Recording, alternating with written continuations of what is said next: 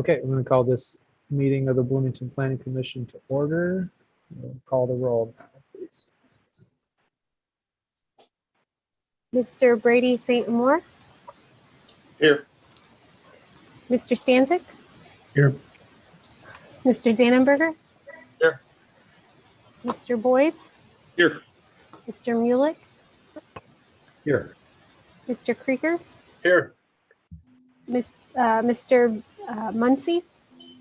Here. And Vice Chair Moore. Present. This meeting is being held virtually via live stream pursuant to the Gubernatorial Executive Order 2001-06. Public comment will be accepted until 15 minutes before the start of the meeting, and written public comment has been emailed to us. So first item would be public comment. This would be comment related to anything that is not on the regular agenda. Is anyone registered for public comment?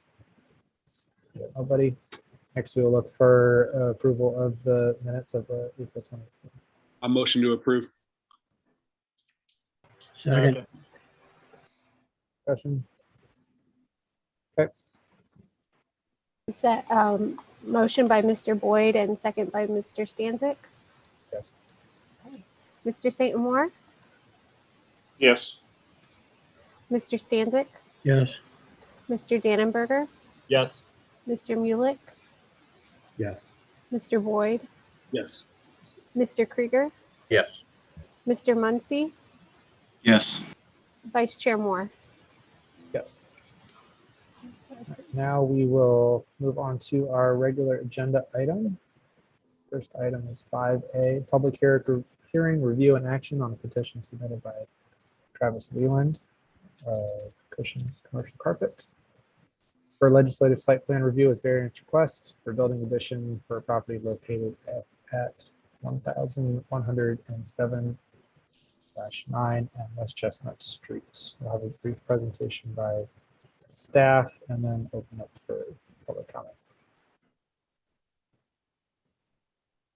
So staff has found that the application meets standards for a site plan review as well as the requested variances, and we are recommending approval both of the site plan as well as all the requested variances and a recommended staff condition, both of which I'll elaborate on later in the presentation.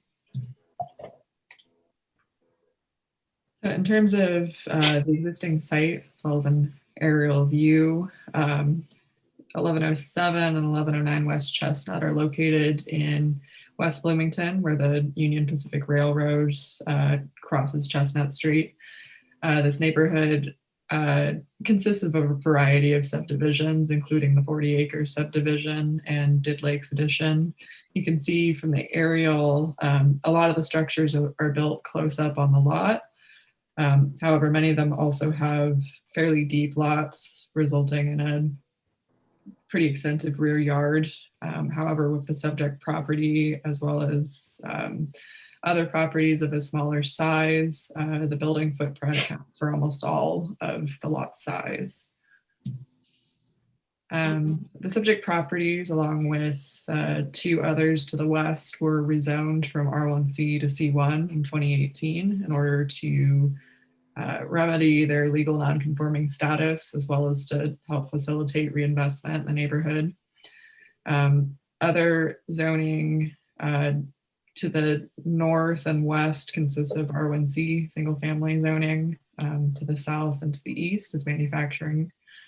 And then the subject property itself at 1107 West Chestnut is, it's been in commercial use for a number of decades, but currently is the site of Cushing's Carpets.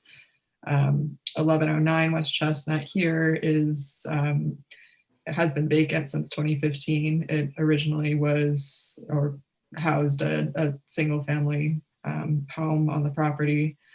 And then the third property on the block is commercially zoned, but in residential use. Wrong way. So The applicant is proposing an addition at 1109 West Chestnut that would essentially consist of storage for Cushing's carpets. It would be 1,800 square feet in size and consist of, I believe, 6 storage spaces, each measuring 10 feet in width, used for both storage of materials as well as for vehicle storage, as indicated by the parking space here. It would also be connected to the existing building by a breezeway. The variances requested are directly related to the size of the parcels, particularly 1109 West Chestnut. So the variances being requested are a reduction of the front yard setback from 20 feet to 0 feet, a reduction of the rear yard setback from 40 feet to 5 feet. I should point out that that 40-foot figure comes from both the 20 feet required of rear yard setbacks in the C1 district, as well as the fact that it abuts a residential property here. And so the minimum setback is both that 20 feet in addition to the minimum setback of the residential property or residential district. A reduction in minimum off-street parking from 4 spaces to 2 spaces, and a reduction in the transitional yard landscaping requirements from type 3 to type 1. The reason for the variance is the applicant included this rendering minus the red marks of what the buildable area would be if strict adherence to the code were applied. And so the buildable area would measure 216 square feet. That doesn't actually account for the 10-foot transition yard that would be required on the west side here, since it abuts residential use. So that would actually further reduce the buildable area by code to 190 square feet. Additionally, too, there is a shared access drive to the west side of the property that sort of complicates the physical circumstances. It's used both by the property at 111 West Chestnut and by 1109 West Chestnut. So as to the transition yard requirements, this table outlines what's required of type 1 transition screening and what is provided or what is proposed by the applicant. The yard depth is a minimum of 5 feet. That's met on both the north side and the west side. A fence measuring 6 feet in height and being opaque is required. That's provided along the rear yard and is to be extended from the existing site at Cushing's Carpets along to that addition. There is no fence provided on the west side of the side yard. The shared access drive sort of complicates that. Trees, evergreen and flowering trees are required. None are proposed. However, there are a number of trees along the rear of the property already existing that could be counted toward that requirement. And then as to the shrubbery requirement, foundation landscaping is proposed along the west side of the buildings or the proposed addition. And that would be 22 shrubs along that side. The case applies to a number of comprehensive plan goals as set out in the 2035 comprehensive plan. The neighborhood or the subject properties are identified as being in a regeneration area.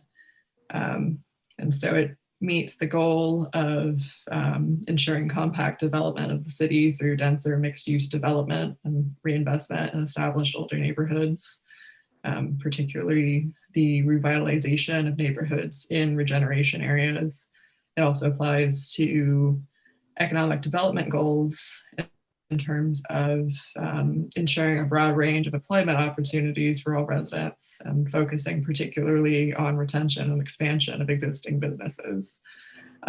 Lastly, too, it applies to enhancing the image of Bloomington as a business-friendly community, as well as identifying and reducing barriers for local growth and economic development.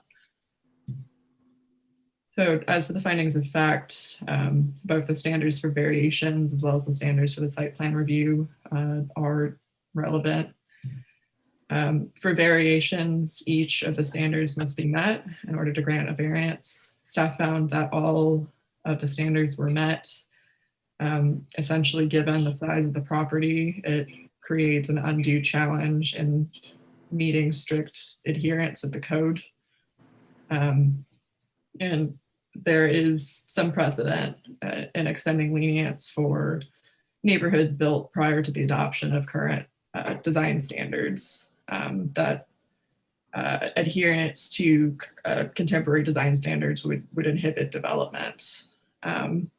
Additionally, I think it's important to note, since the proposed addition would have functioned essentially as storage, the intensity of the use is anticipated to increase dramatically.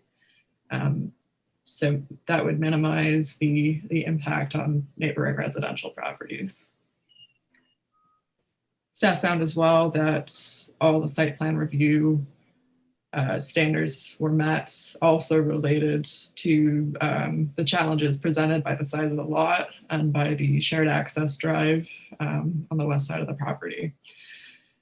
Given the lot size and the physical challenges, the screening that is proposed that would consist of the fence on the rear side and the shrubbery, as well as the physical separation between 1109 West Chestnut and 1111 West Chestnut, which amounts to about 13 feet plus the shrubbery, is sufficient in attempting to minimize the impacts of the property on neighboring development. Additionally, since the site at 1109 is currently vacant and has been for a number of years, the addition would potentially encourage neighborhood reinvestment by putting that property to use. And so with that, we are recommending approval of the site plan and the requested variances. We are also adding a condition that refuse disposal screening is provided in adherence with Chapter 44, Division 13-8E of the City Code.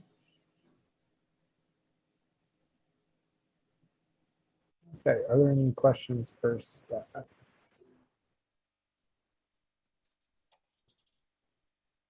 I had one question. It was mentioned in the Zoning Board of Appeals. What is the role of the Planning Commission compared to what the ZBA would do for this particular type of activity? So with Mr. Moore, I'm assuming you're kind of referencing the variances and site plan review process. So the site plan review process was adopted in 2019 under the zoning ordinance revision. And the function of that is to look at the context of the proposed development within the context of the neighborhood and applicability of the standards for the site plan review in addition to the development. The zoning code also allows for concurrent applications to be processed by the Planning Commission as a way to avoid dual meetings or redundancies. So that's why the variances are being considered under your purview here versus the Zoning Board of Appeals purview, where a standard variance only case would go directly to the ZBA.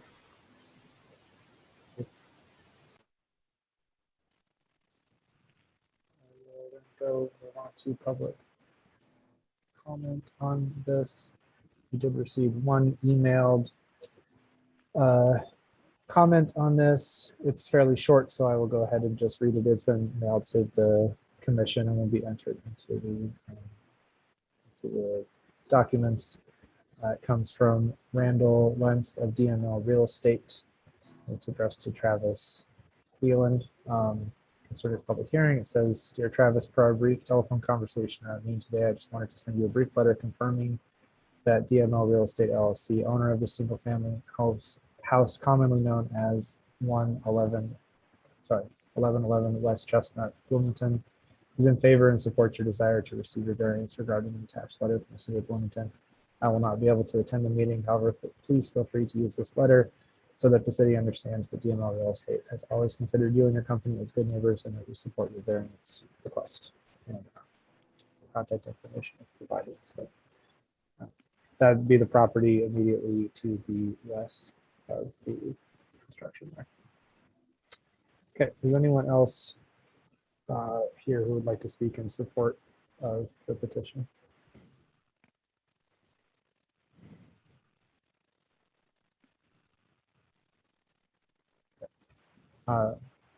Is there anyone who would like to speak against? Vice Chair Moore, the applicant is on the line. Just need you to unmute yourself. There we go. Oh, okay.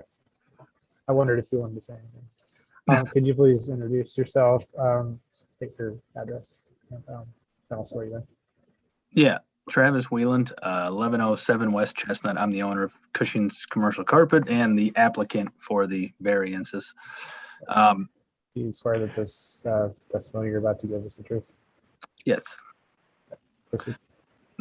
So I guess the gist of it and why I'm requesting this is trying to expand my current business and situation. I've grown our flooring business. Pretty much it's contract flooring. So we bid larger commercial jobs.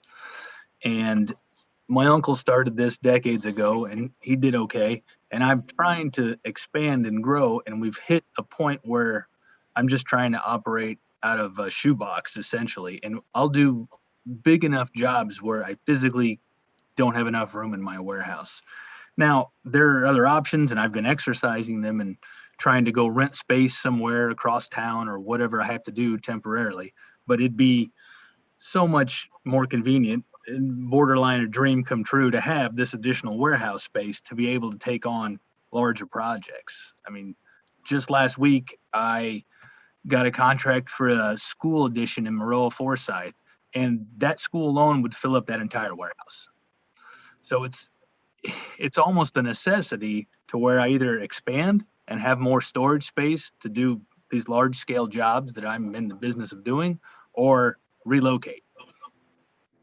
So I'm hoping to expand and stay put. Thank you. Does anyone on the commission have questions for Mr. Williams? Okay, not seeing any. Thank you. It's one more chance for anyone. Do we have anyone else to speak on this item registered? Okay. And I will close the public hearing on this. I'd like to try to start with the motion, doing things a little different. I'd like to try to start with the motion that we're going to do and have an amendments or discussion on that to try to focus discussion if possible. So first I'd be looking for a motion to establish the findings of fact that the subject property meets the legislative site plan criteria in chapter 44-17-9 of the city code and the variance criteria of chapter 44-17-8. Would so move. Moved by Mr. Stanzik. For a second. Second. Second by Mr. Mueller. Is there any discussion that someone like to have on that? You can signify that by pressing the button. This is Justin. I'll just make a quick statement that I appreciate the petitioner investing in West Side of Bloomington, and I want to make sure he continues to do that. That's why it'd be important for us to pass this. All right, go ahead and vote on this then. Mr. St. Amour, Yes. Mr. Stanzik, Yes. Mr. Dannenberger, Yes. Mr. Boyd, Yes. Mr. Mueller, Yes. Mr. Krieger, Yes. Mr. Muncy, Yes. Vice Chair Moore. Yes. Okay. That motion passes. Next, we're looking for a motion to recommend that City Council approve the site plan for the property in question with the variances and conditions noted in the packet. I'll move for the motion stated by Vice Chair Moore. Second. Moved by Mr. Boyd, second by Mr. Stanzik. Any discussion on that? Similar to what Mr. Boyd said, I appreciated staff's flexibility with regards to this and giving some very, in my mind, very reasonable variances when I took a look at the space, and seemed very fitting with the character of the neighborhood to allow these. So. Mr. St. Moore, Yes. Mr. Stanzik, Yes. Mr. Dannenberger, Yes. Mr. Boyd, Yes. Mr. Muehlek, Yes. Mr. Krieger, Yes. Mr. Muncy, Yes. Vice Chair Moore. Yes. Would go to council on June 14th. Move on to item 5A. Public hearing, review, and action on petition submitted by Jeffrey and Jeremy. I'm going to pronounce it German way schooner for a legislative site plan review and variance request for a new car wash located at 1509 East Vernon Avenue. I apologize if I mispronounced your name. We'll start with the presentation by staff.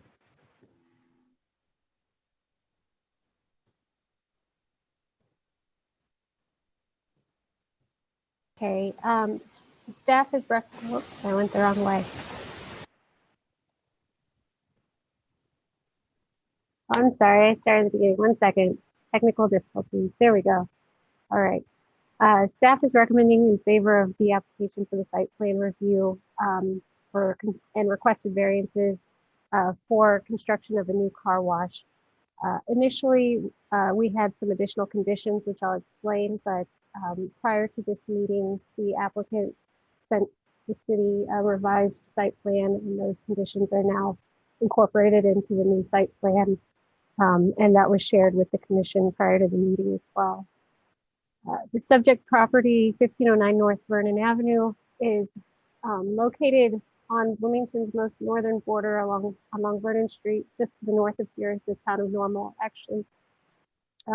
It's a little bit under an acre, and the property is currently vacant. It was previously improved with a car wash as well, but it was a little bit of a different style of building.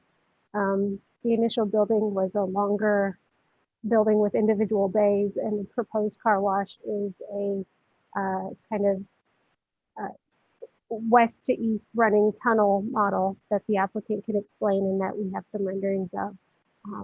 A little bit different layout and design.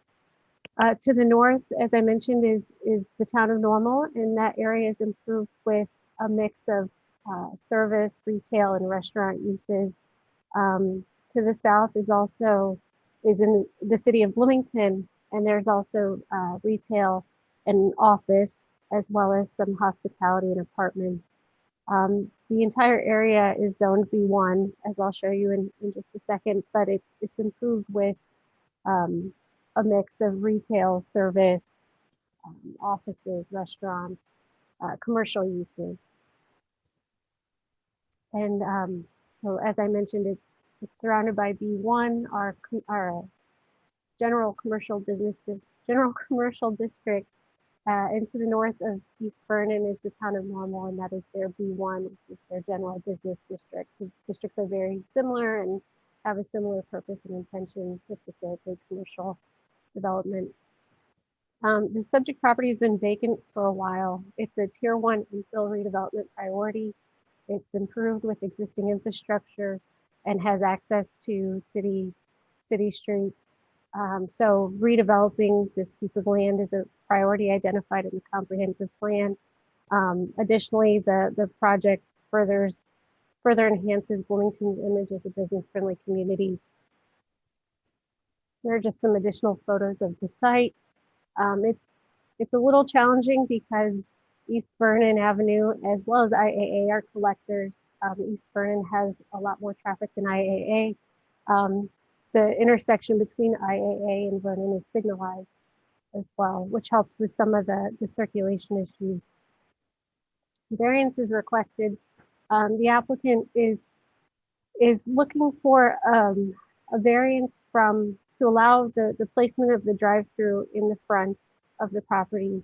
Our code states that typically drive-through should be placed in the side or the rear of the property.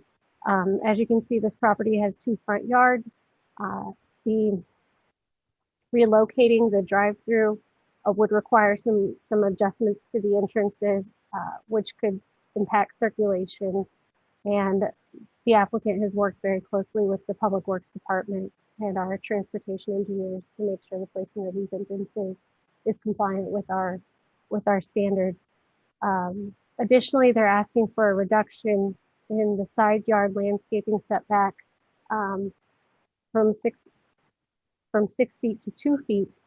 The proposed driveway coming into the car wash needs that curve in order to facilitate a safe turn. We looked at if it were possible to reduce it further, but in order to make the turning radius work, that variance is necessary. Also, there's a requested reduction in the landscaping perimeter setback on the east side here.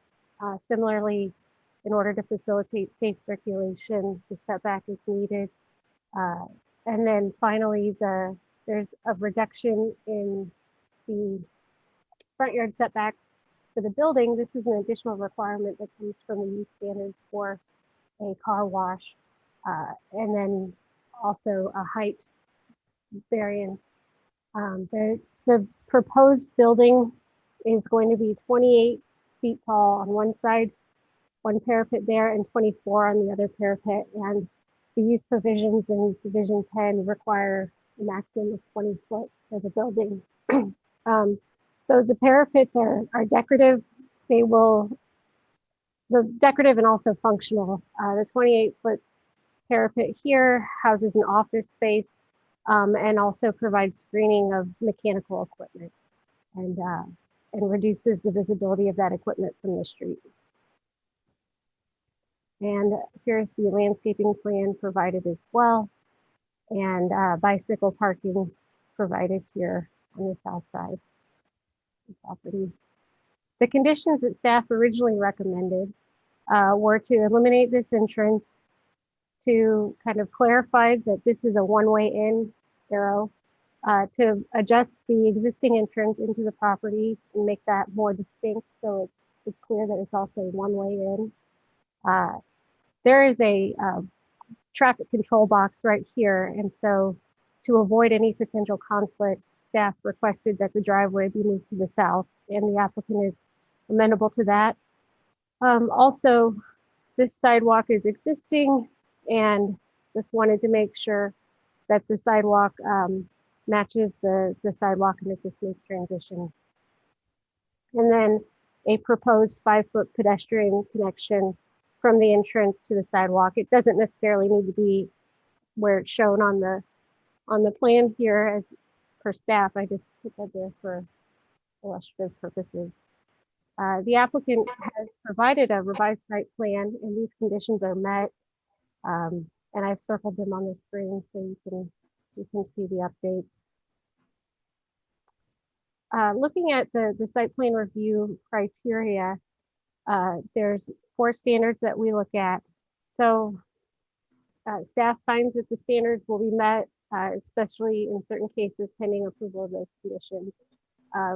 Eliminating the entrance on Veterans and modifying the right turn only entrance helps improve the circulation. It reduces potential conflicts with the right turn lane on East Vernon, and also ensures that there's safe ingress and egress into the site. And then moving the other entrance on IAA, the north entrance, moving it south a little bit, eliminates a potential conflict with the existing traffic control box.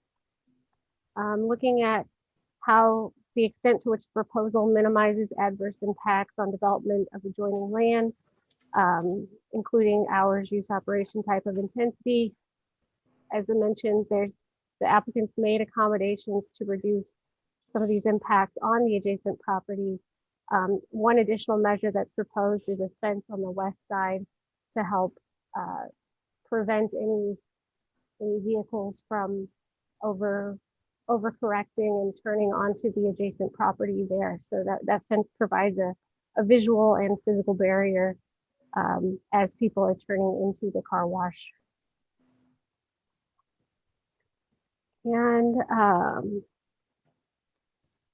the extent to which the streets there's a proper connectivity.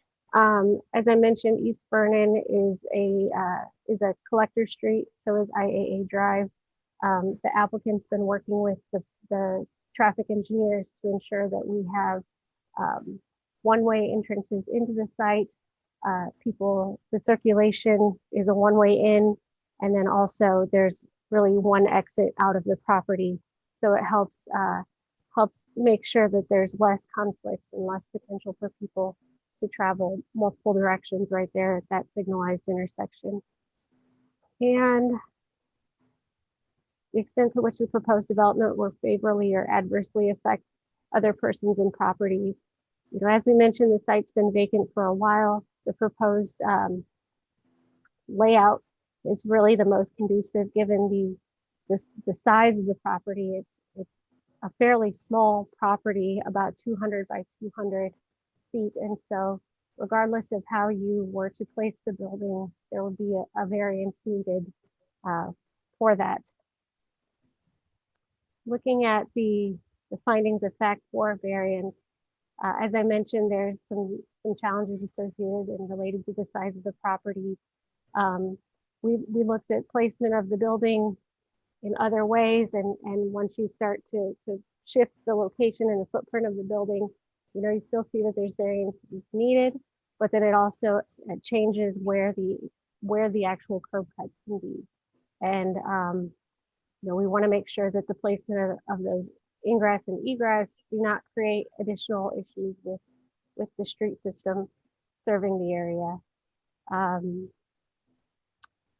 Similarly, with placement of the building, given the lot size and the space needed to facilitate safe turning on the site, some of those perimeter landscaping variances need to be reduced in certain areas. And then as I discussed with the height, the 20 foot height limit is really there to ensure that we're not accepting vehicles that are larger through this car wash, that it's if you limit the height of the building, then you can't really accommodate large semis or other equipment.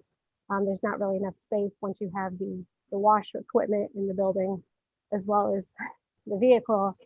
So the proposed project is compliant with that. The variance is needed for the parapets, really, which are a little bit more decorative and provide screening of mechanical equipment, which is another requirement of the code, that mechanical equipment is screened.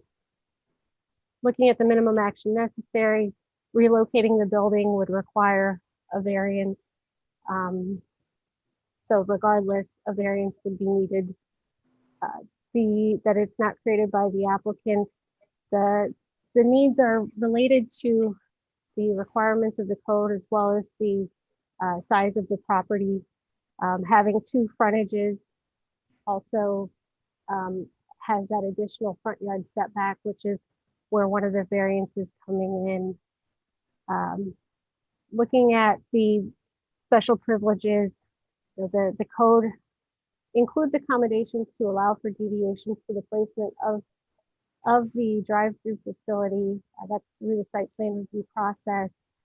So when it's contextually appropriate to have the drive-through in the front, the code creates a mechanism to facilitate that. And then also looking at the impacts on the surrounding neighborhood and character. The requested variances facilitate safe on-site circulation. The property owner, the applicant, is making additional accommodations to reduce impacts such as landscaping and fencing.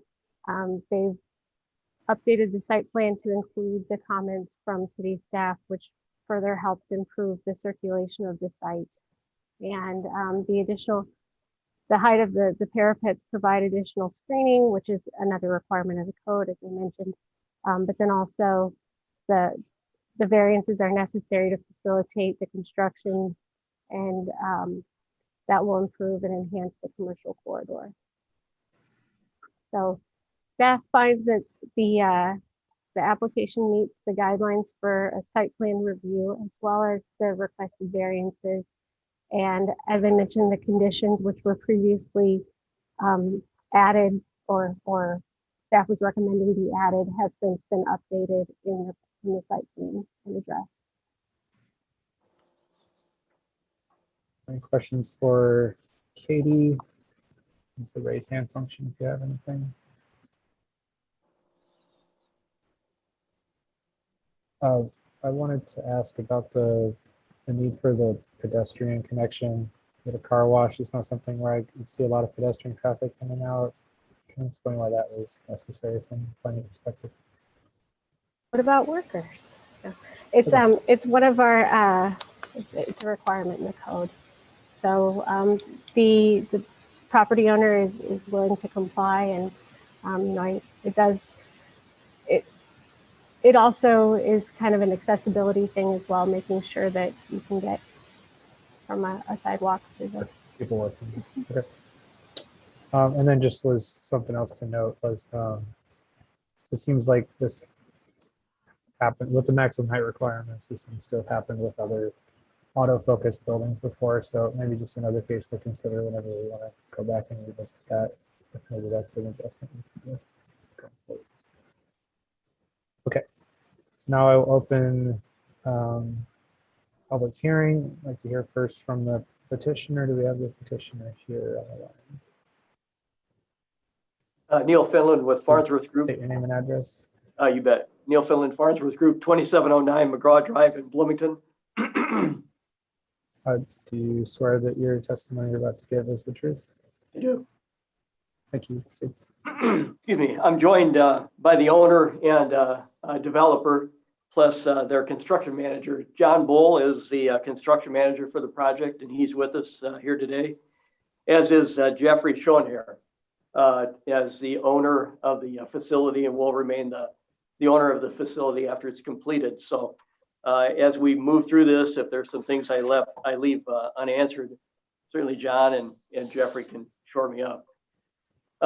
Really always have to start out with a big thank you for the collaborative effort with staff, both Katie and Craig as a city engineer have been outstanding. I just think we just have a better plan, with that discussion back and forth and tweaking our plan and certainly making sure that it is as compliant as possible. Right down to that sidewalk access was the last thing that was added, and quite rightly.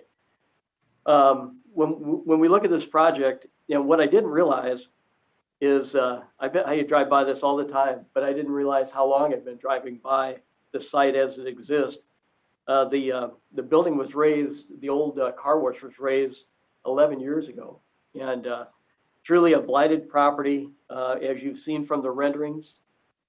This is a very attractive facility, and really there have been a lot of discussions back and forth, not only with regard to traffic, as Katie mentioned, to make sure that it's safe, first and foremost, but also that it's attractive, that fits in. And some of those discussions have also continued with the adjacent property owners. We've done our homework to deal with Clay Dooley's owner to the west. John, I know you've had conversations, and also other members of our firm have as well with the owners of that property to make sure that they are in fact in favor of the facility, and they are. And then I believe you've received some correspondence from the owner to the south, Don Frankie, who owns the building immediately adjacent. So the two properties that are affected the most property owners have been contacted and are very much in favor of what you see in front of you. I think that with regard to the variances, we have, and I'm not trying to make light of this, but we have two pinch points, one on the west, one on the east, because of the length of the project and the width of the building or width of the lot.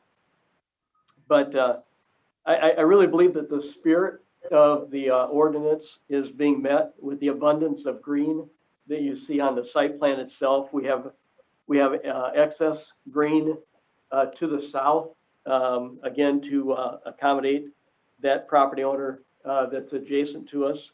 And as far as the ones to the west, as Katie mentioned, we have a fence that's being installed just to ensure that the Clay Dooley cars do not encroach into this property or vice versa. And John's even had conversations with the Clay Dooley management in terms of parking blocks that we will provide for them so that we assist them in not encroaching into the property or into that fence. So we really have kind of gone, into those extra efforts to make sure that this thing is in fact compatible. We just think it's a very attractive facility. The orientation is actually the best as it can be, because we're showing what we would call the front side of the building and hiding the vacuum and the hoses and all of that other ancillary activities to the rear, which are less attractive. So as I think your brother had pointed out, when someone is vacuuming a car, oftentimes they dump their lives out onto the pavement, and a lot of that could blow away. And anyway, we're trying to make sure that we're putting our best foot forward, or in this case, best face forward to Vernon Avenue, and then also to IAA Drive. So it just seems to fit very nicely. We do know that the drive-through ordinance, really discourages this orientation, but I truly believe that that's more for fast food facilities and does not really apply in our case. And as you look at the renderings, I think you can tell, they probably tell the story better than I do, that picture versus my 1,000 words. So anyway, we're really happy with where we are tonight to be in front of you. And as Katie had mentioned, we're making sure that, we're complying with the request, from a standpoint of the traffic enhancements, the pedestrian access, and even the height is up there for a purpose, and that is to hide some of the unsightly items that could be the case. So happy to answer any questions, and boy, fellas, if I've missed anything. That's it. Yeah. Yeah. Thank you very much. So again, can't thank you enough, and we would hope for an affirmative vote. Thank you, folks. Are there any questions for the petitioner?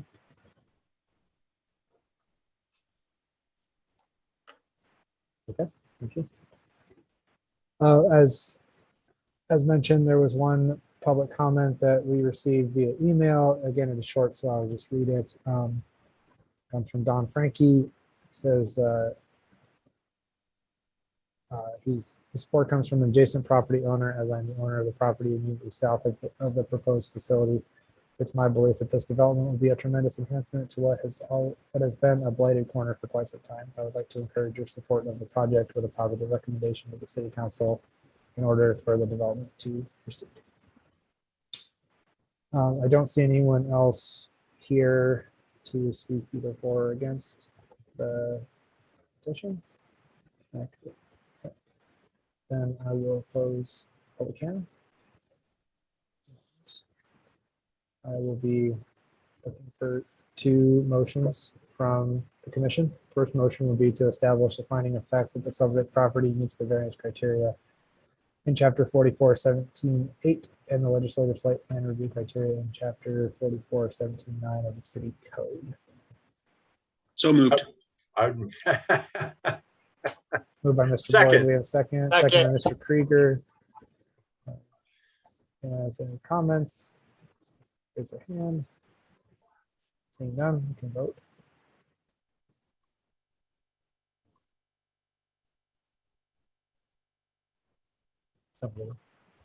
Mr. St. Amour, Yes. Mr. Stanzik, Yes. Mr. Dannenberger, Yes. Mr. Boyd, Yes. Mr. Mulek, Yeah. Mr. Krieger, Yes. Mr. Muncy, Yes. Vice Chair Moore. Yes.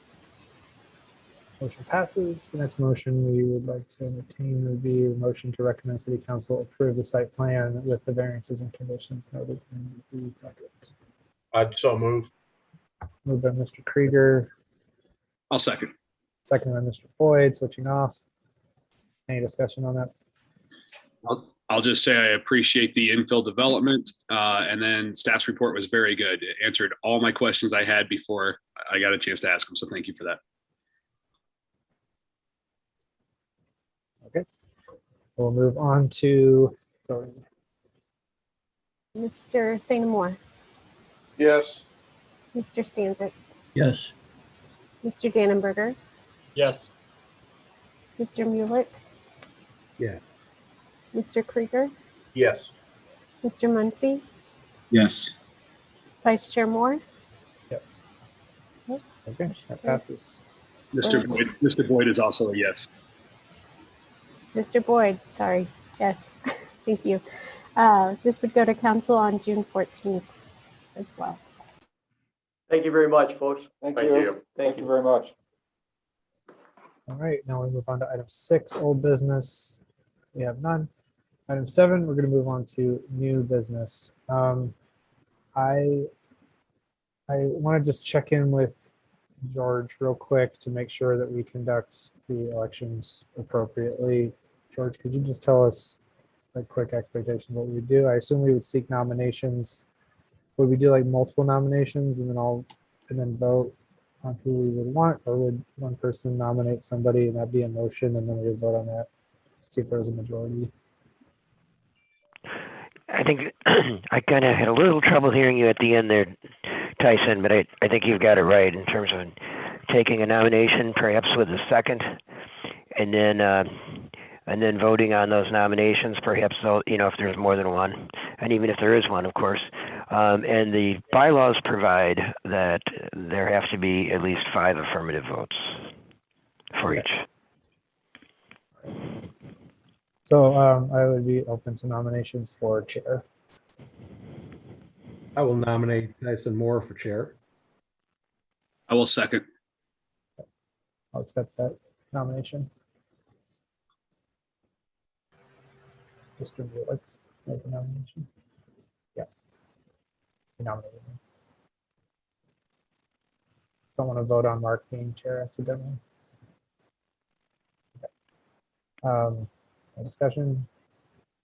I'll just say that Tyson's been on Planning Commission for some time, and I think we all agree that he comes well prepared, and he served the last year well as vice chair. So that's why I support him. Yeah, he's made for the job. We can vote. Just to clarify, there's no additional nominees, right? I think my understanding is it would just be one nomination, and then if I receive 5 votes, then that would be I think we could take more nominees if there are, and we could take that in a second and then do a vote. Okay. I don't think we have to vote on each nomination separately. Okay. Are there any additional nominations?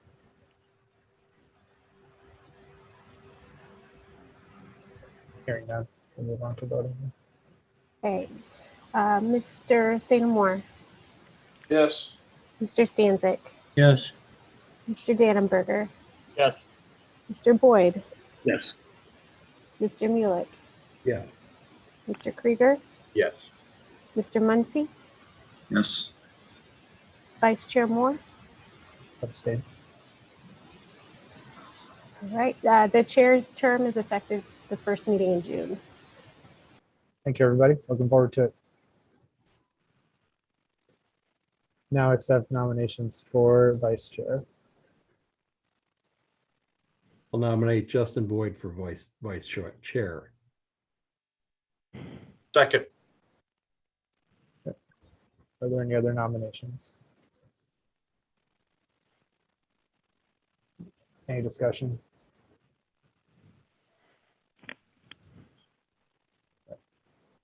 Hearing none, we'll move on to voting.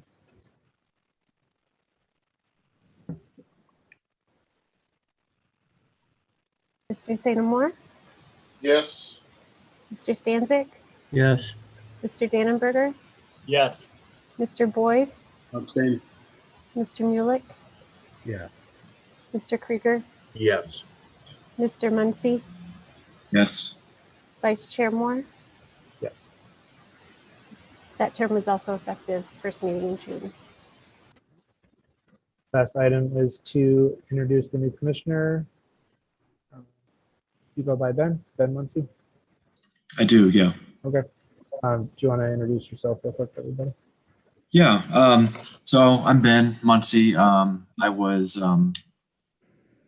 nominated by former Mayor Terry Renner.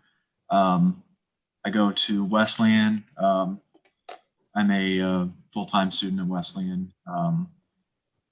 Political science major. And cut to the chase, I've lived in Bloomington my whole life. And I'm currently working on getting my real estate broker's license. So if you want to reach out to me, get to know me, feel free to email me or whatever. Otherwise, I'm excited to be a part of the commission. So thank you. Welcome. Thank you. Welcome. Welcome. Welcome, Ben. With that, we'll move on to item number 8. A motion to adjourn. Second. Motion by Mr. Boyd, seconded by Mr. Dannenberger. All in favor, say aye. Aye. Bye. All right, thanks, everyone.